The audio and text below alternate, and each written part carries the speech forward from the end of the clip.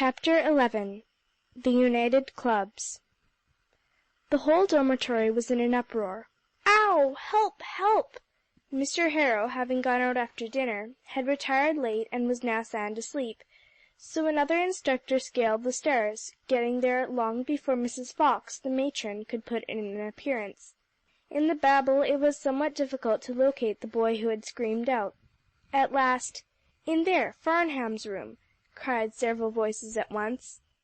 "Nightmare, I suppose," said the instructor to himself, dashing in.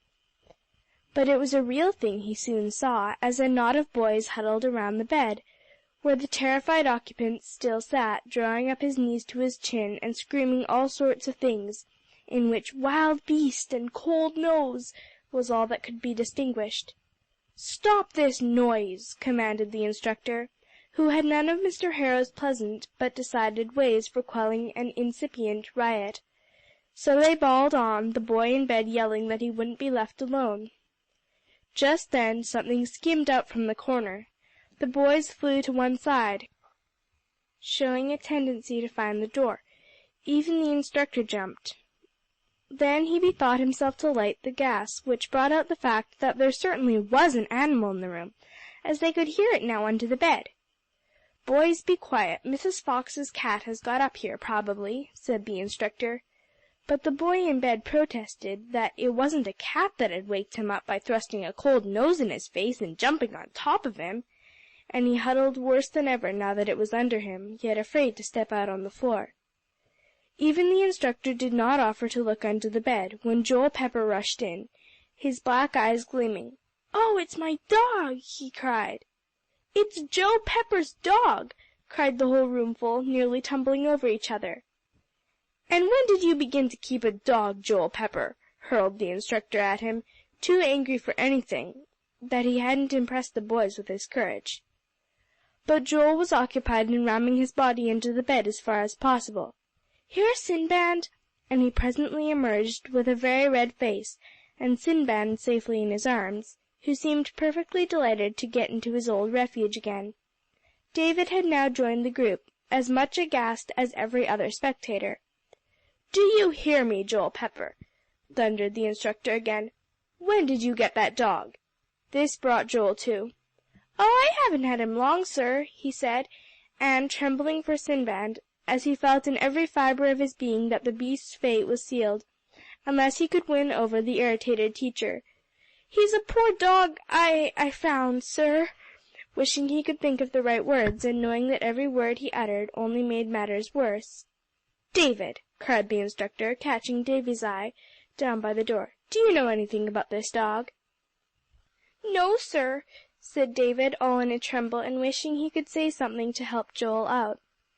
"Well, now, you wait a minute." The instructor, feeling that here was a chance to impress the boys with his executive ability, looked about over the table where Farnham's school books were thrown. "Got a bit of string? No? Oh, yes." He pounced on a piece, and came over to Joel and the dog. "What are you going to do, sir?" Joel hung to Sinbad with a tighter grip than ever. "What are you going to do, sir?" Joel hung to Sinbad with a tighter grip than ever. "Never mind, it's not for you to question me," said the instructor with great authority.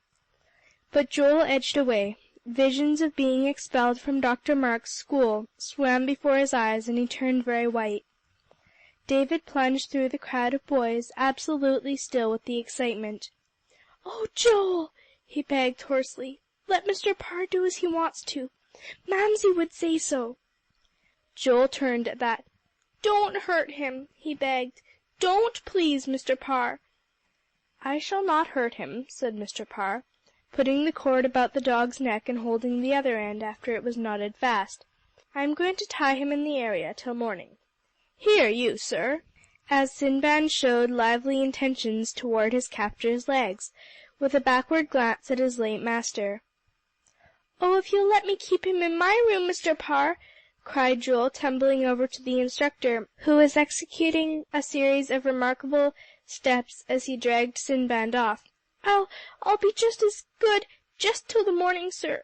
Oh, please, Mr. Parr, I'll study and get my lessons better, I truly will," cried poor Joel, unable to promise anything more difficult of performance. "You'll have to study better anyway, Joel Pepper," said Mr. Parr grimly, as he and Sinbad disappeared down the stairway. "Every boy get back to his room," was the parting command. No need to tell Joel. He dashed through the ranks and flung himself into his bed, dragged up the clothes well over his stubby head, and cried as if his heart would break.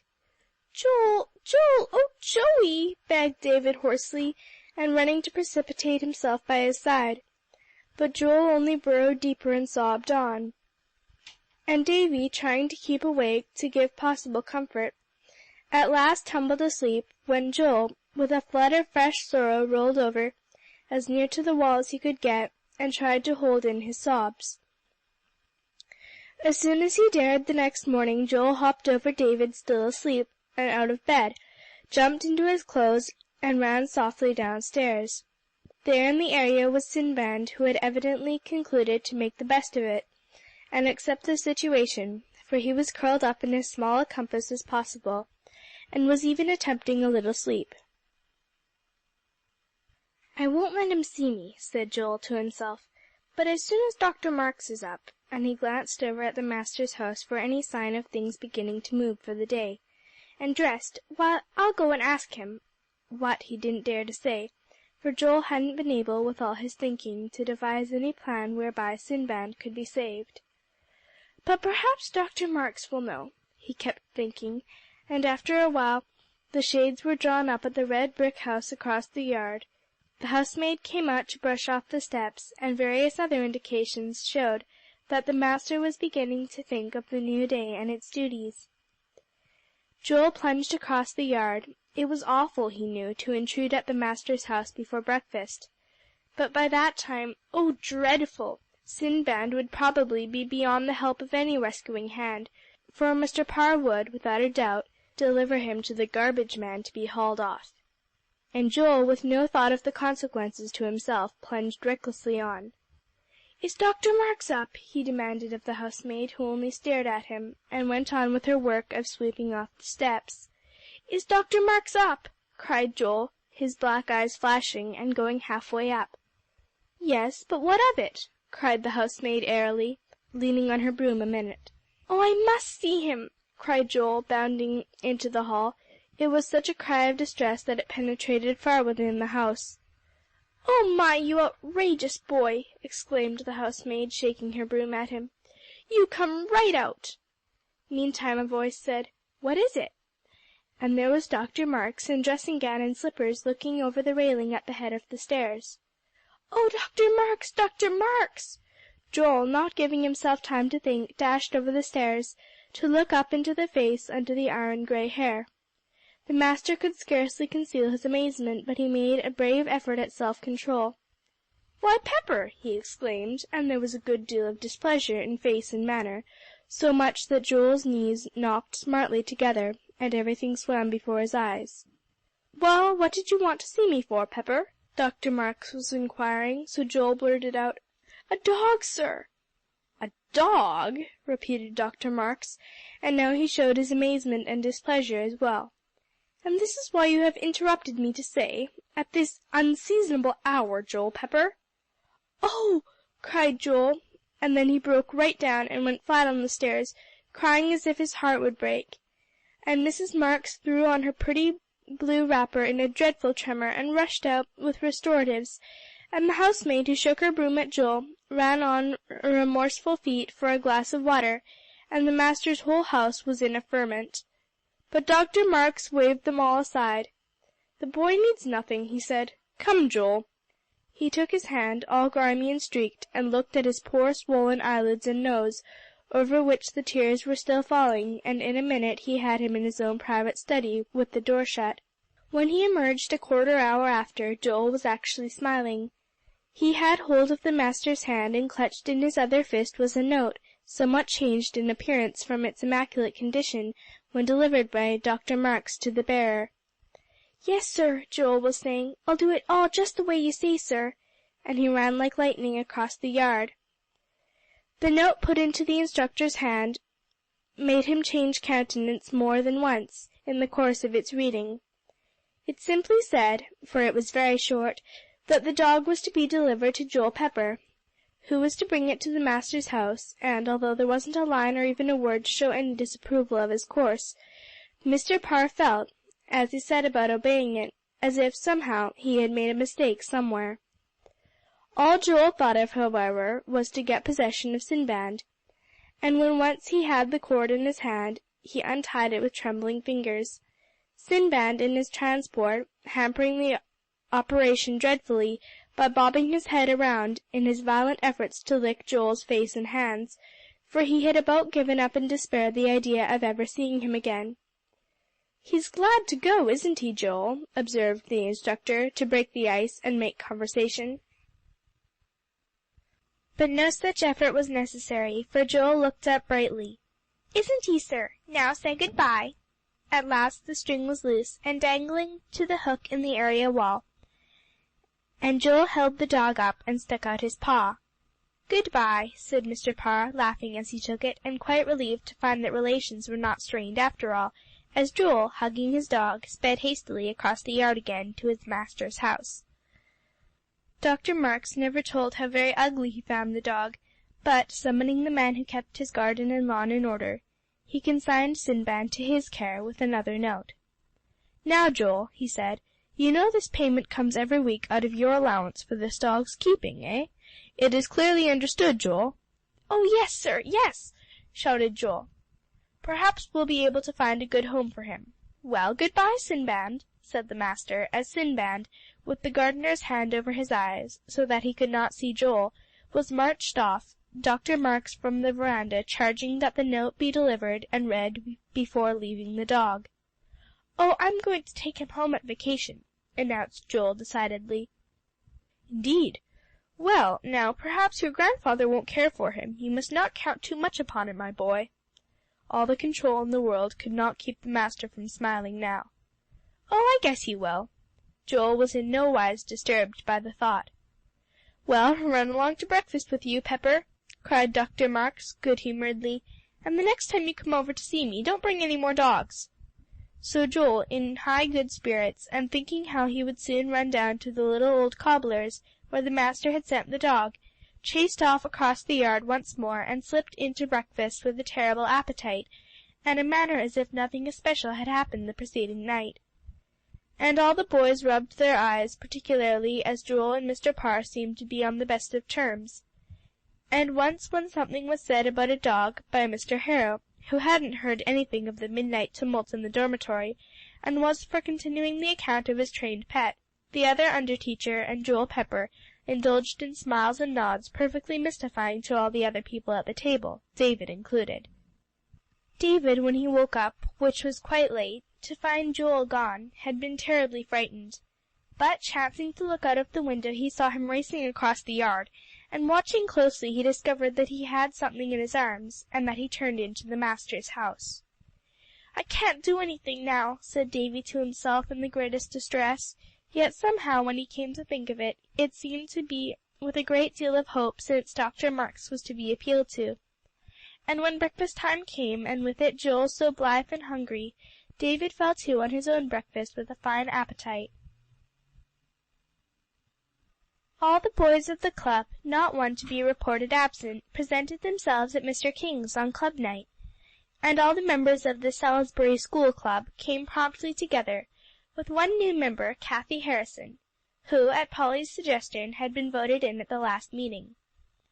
Alexia still had her arm in a sling, and indeed she was quite willing it should remain so, for she was in constant terror that her aunt, who had been persuaded to leave her, would insist on the return home.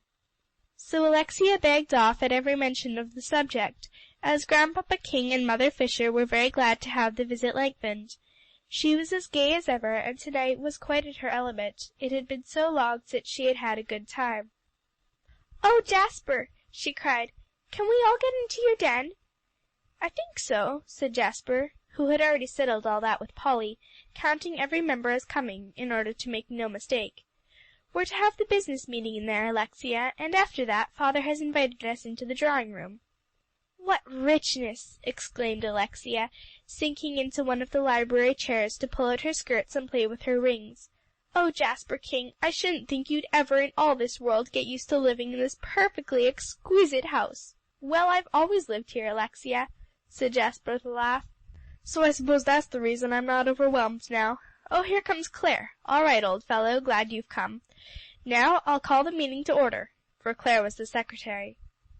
And the rest of the boys and girls assembling, the business meeting was soon up in the den, Jasper, who was the president of the boys' club, flourishing his gavel in great style. "Now we've come together," announced the president after the regular business was disposed of, "to get up a plan by which we can accomplish something more than merely to have a good time." "Nonsense," interrupted Clare. "We want a good time."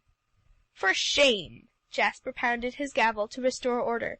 "And to begin with, it is as well to announce at once that all unruly members will be put out," with a stern glance at the secretary. "Oh, dear me!" exclaimed Clare, huddling down into his big chair. "Go along, Prex," said Pickering, coming over from the other side of the room. "I'll sit on that old secretary if he makes any more trouble." "Get away!" laughed Clare. "That's worse than being put out."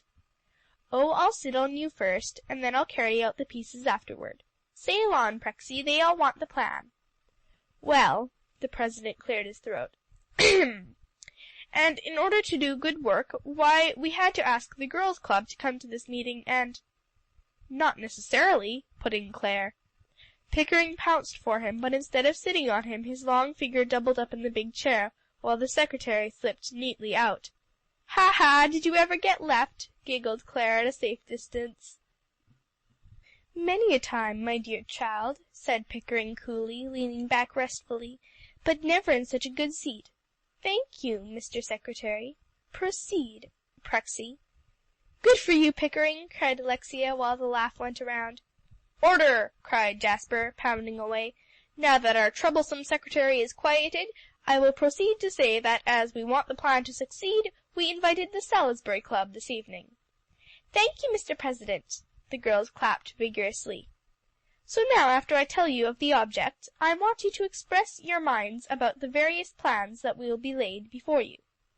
Then Jasper told the story of Jim, the brakeman, and how Grandpapa and Polly and he had gone to the poor home, thanks to the little clerk, and how the 3 boys who were waiting for education, and the girl who was crazy to take music lessons, to say nothing of the 2 mites of children toddling around, made the poor widow almost frantic as she thought of their support, until some of the girls were sniffling and hunting for their handkerchiefs, and the boys considerately turned away and wouldn't look at them. "Now you tell the rest, Polly," cried Jasper, quite tired out.